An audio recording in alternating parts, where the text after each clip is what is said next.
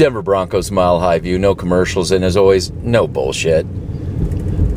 This video is going to be dedicated to the development of Lock the System post Flacco injury. Sports talk radio will not address, as they never do, and that's why I have this channel, because it's all not sunshine, lollipops, rainbows, everything that's wonderful. And I'm not trying to be Debbie Downer either. I'm trying to keep it real. Unfortunately, in the name of keeping it real, you have to look at the negative as well when it's staring you right in the face. Since it's off season and it's always fun to talk about the QBs. Let's talk about really the delusion that's going on after the draft, both with the delusion with Joe Flacco in sports talk radio and the delusion of Drew Lock, the sports talk radio.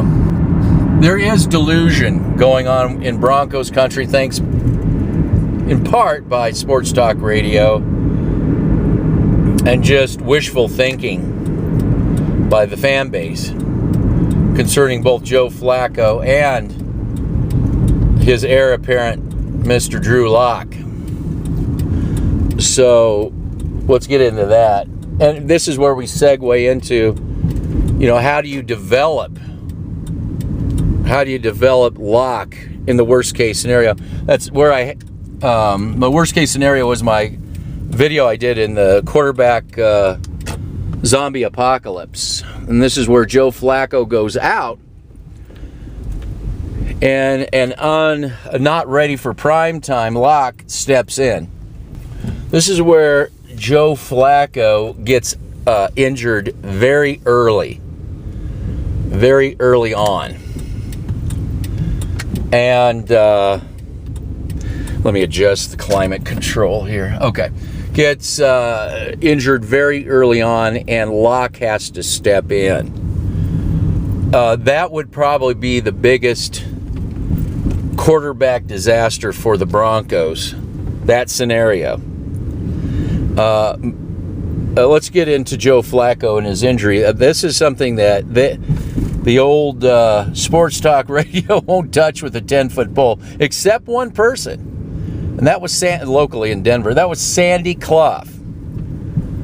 He brought up the fact and discussing that Joe Flacco is typically injured more than he is healthy. He hasn't been healthy since 2014. That was quite a while ago. And that's going to play a profound part. This $18 million that went to Flacco, he most likely, statistically, will get injured than not. And there's something to be said about, and then, you hear the stupid talk. Well, he's injured, but it's not really that bad. Well, it's been bad enough. And, there is a reason they moved, the Ravens, that is, they moved from Joe Flacco. And, their young quarterback is a risky move. And you could see that in the playoffs. That was actually a risky move. So the question is, because I brought this up, so I'm just kind of repeating myself at this point. The question is, how will the Broncos develop Lock? And I think it's going to depend on, Joe Flacco's injury, when he gets injured. Are they going to keep Joe Flacco, a gimpy quarterback out there? I'll tell you what, depending on the extent of the injury and he's out there, I'd rather have Case Keenum, somebody who's not injury prone, who's healthy, than a gimpy quarterback, trying to play. But, as far as Lock is concerned, as bad as Joe Flacco could be via injury, playing out there, it probably will be better than Drew Lock. You know, and there is a difference between Lock and Paxton Lynch, and I don't think that Lock will think he's a deer in the headlights like Paxton Lynch knew he was. But one thing I'll say about Paxton Lynch, he didn't throw a bunch of errant throws. He wasn't throwing interceptions left and right, and that's what I see happening to Lock. So, it's all going to depend on when Flacco is, out. If it's early in the season, that's going to be bad. That's going to be bad because, they're still working with Lock. And here's the other thing, too, that Sports Talk Radio is not doing. They're not discussing Lock's warts. They actually even are saying he doesn't have all these known warts that have been pointed out by scouts. Basically, that he's not really a play-action quarterback. You could probably develop him as like an heir apparent to Brady, a pocket quarterback. His production level, goes way down. They even lie about his, they're just flat out lying.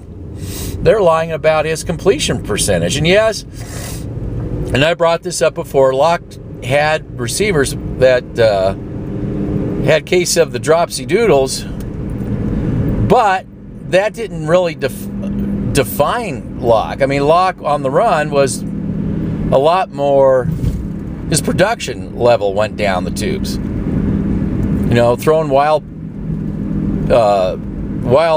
passes that get intercepted. And that's at the small college and major college level. Can you imagine the NFL if he's thrown in? So where Lock gets is forced into the game, and there is a talk about Rippon being a better quarterback. He probably is going to be a better quarterback because he's more suited. Rippon's more suited for a play act. He's more of a play action quarterback by nature.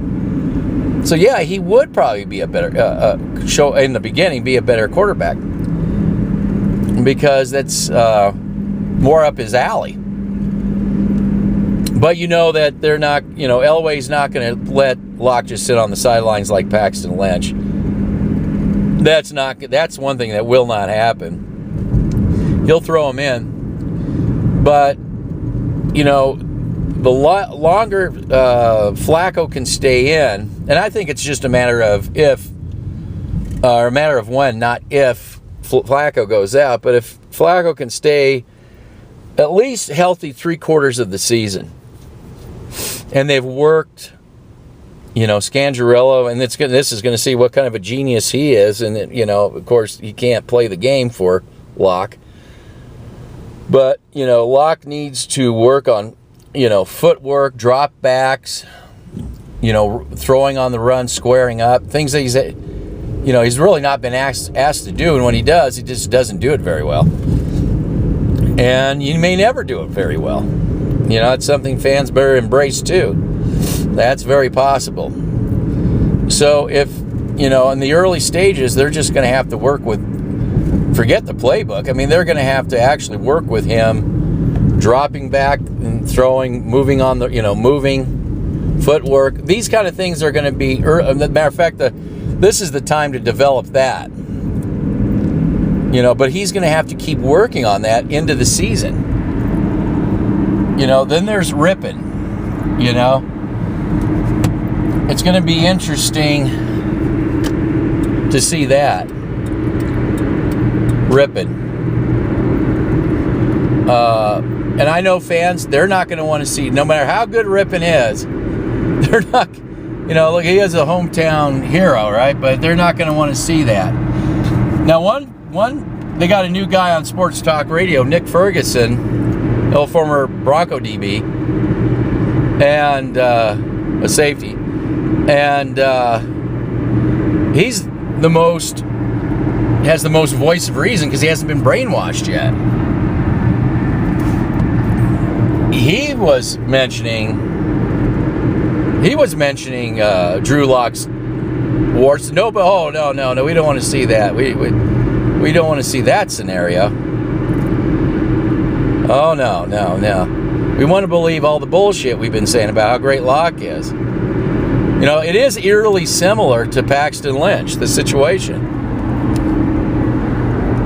You're getting a quarterback that's not really very good or doesn't have all the experience running a play action system. It comes out of a spread system, like a lot of these quarterbacks. So you'll say, well, you know, a lot of these quarterbacks do. Well, there are good ones that don't. And if you want to run this system, why not wait? That's why I said keep Case Keenum. I said this for keep Case Keenum. Develop the playbook. Wait another year and move up in the draft and get a guy that's more play action system oriented. You know, or get Nick Foles. I also, you know, was a proponent of getting Nick Foles. The last person I wanted to see was Joe Flacco. But Sports Talk Radio, this is another one Sports Talk Radio cheerlead for before it happened. Now you got it. So, and you know, I'm hoping people will say to me, oh, you got it wrong. Look at Joe Flacco. Oh, he's just like the best. And I'm going to say, well, yeah, you know, you got lucky he didn't get injured. You got really lucky he didn't get injured. But that's the best we can hope for. That is a gamble. Always got to gamble. Now, if Joe Flacco gets injured later in the, you know, you're talking about, you know, maybe the Broncos just need to win a couple games to get in the playoffs because it's been going pretty good, you know, better than last year. And there's a lot of ifs there too, you know, with the offensive. To me, the offensive line is still the biggest question mark. You know, they did some upgrades to it. Is it going to be enough? Well, you know, maybe it's just serviceable enough, but you got a gimpy, you know, got an injury-prone quarterback. In my opinion, you got to have a really good offensive line to keep him healthy. And I just don't see that they're going to have that type of... That's why I think that even increases his odds of getting injured. And there's going to be some people that are probably looking forward to that so they can put Locke in. And, you know, I just don't see Locke being ready for prime time, you know. But if it's later on, maybe, you know, but time was going to be Locke's friend. Keeping him off the field, developing footwork, you know,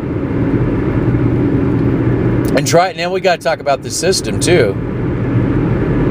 I think you limit, if you can, you know, the biggest thing is the drop back. If you can at least get him to learn the drop back. You know, is he going to throw? Is he going to run? And that's the whole point of the drop back, you know, is we kind of are on hold as a defense to see if he's going to, you know, chuck the ball. So that's, but this rolling out stuff, I would limit the rolling out stuff and just try to get this drop back down, and that being the main focus of the playbook. You know, but he's going to have to get rid of the ball, you know, quicker. Joe Flacco is definitely going to have to get rid of the ball quicker too, because, you know, last year, Keenum in the year before, and then even Peyton's end of Peyton's career, you had defenders coming in while the quarterback was dropping back.